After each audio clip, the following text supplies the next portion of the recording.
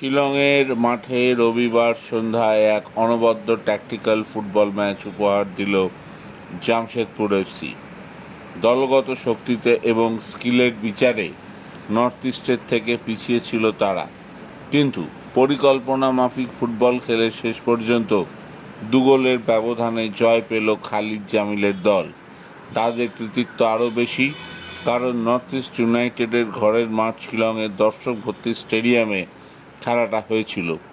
পুরো দর্শক সমর্থন ছিল পেদ্রো বেনালির দলের পক্ষে, কিন্তু একমাত্র ভারতীয় কোচ হিসেবে খালিদ জামিল যেভাবে দলকে গাইড করে ম্যাচটা খেলালেন এবং হার না মানা মনোভাব দেখিয়ে শেষ পর্যন্ত জিতলেন, তার জন্য কোনো প্রশংসাই যথেষ্ট নয়।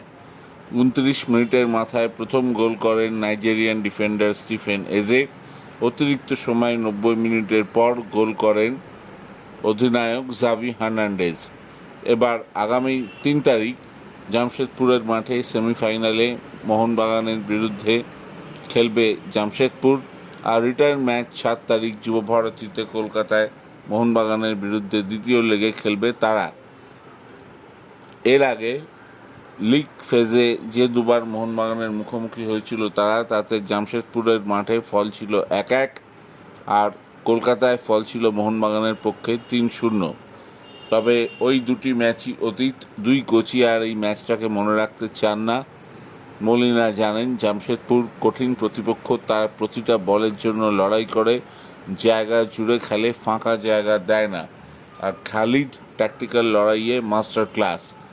এখন দেখার মোহনবাগান এই ম্যাচটাকে কীভাবে অ্যাপ্রোচ করে। তবে আপুইয়া মোটামুটি ফিট, তিনি খেলবেন সেটুকুই খবর পাওয়া গিয়েছে। আশা করা যায় মোহনবাগান ম্যাচটা জিতবে এবং ফাইনালে থ্রু করবে দুটো লেগ মিলিয়ে। খবরটা ভালো লেগে থাকলে অবশ্যই স্পোর্টস লেগ চ্যানেলকে বেশি করে লাইক অ্যান্ড সাবস্ক্রাইব করবেন। ধন্যবাদ।